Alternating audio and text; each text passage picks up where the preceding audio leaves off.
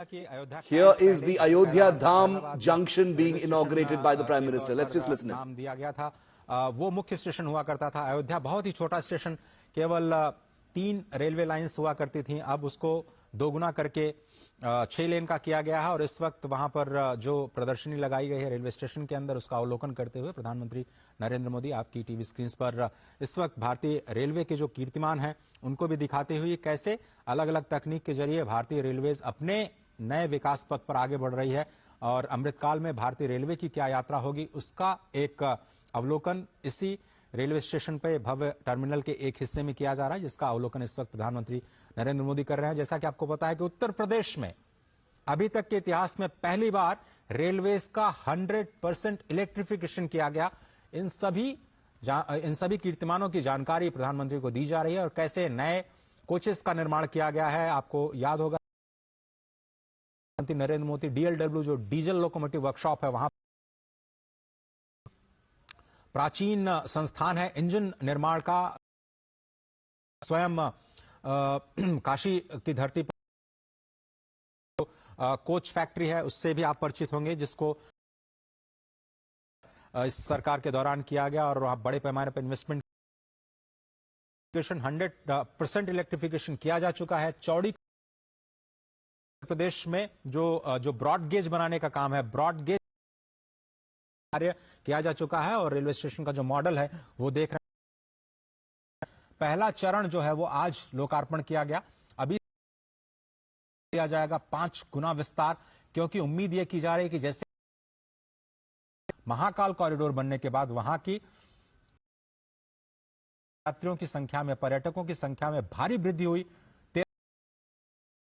काशी के कॉरिडोर के बनने के बाद आया है, अयोध्या में भी विदेश से पर्यटकों के आने का सिलसिला लगातार संभालने के लिए इस क्षमता का विस्तार किया जाना है। इसकी जो क्षमता है रेलवे स्टेशन की, उसको 5 गुना विस्तार देने की जो नई रेलवे लाइंस का निर्माण और नई ट्रेन्स के 8 ट्रेन्स का आज लोकार्पण, वंदे भारत और अमृत ट्रेन्स का एक साथ देश के अलग अलग कोने से अयोध्या को जोड़ने की जो है वो आज जमीन पर आते हुए इस प्रथम चरण में आपको दिखाई। जो स्थानीय सांसद हैं, उप मुख्यमंत्री, मुख्यमंत्री, मंत्री श्री अश्विनी वैष्णव के साथ इस inaugurating the Ayodhya Dham junction of the existing Ayodhya railway station. Commentary. This is a railway station that is now a modern one. It's a much higher capacity one. An additional will be flagged off by the Prime Minister in just a few days. He's being briefed on the railway station upgrade by Railway Minister Ashwini Vaishnav. Yogi Adityanath, the Uttar Pradesh Chief Minister, is also there along with other officials. The Prime Minister getting a full briefing on what this infrastructural delivery actually means for the city of Ayodhya and for the rest of that region.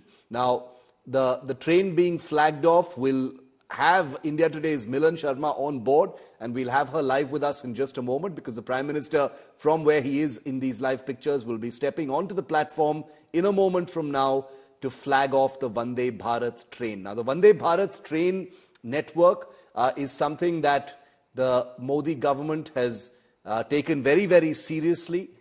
They've taken it as a challenge to be one of the biggest and most common infrastructural upgrades that India's age-old rail network will see in different parts of the country. Several Vande Bharat trains have already been flagged off.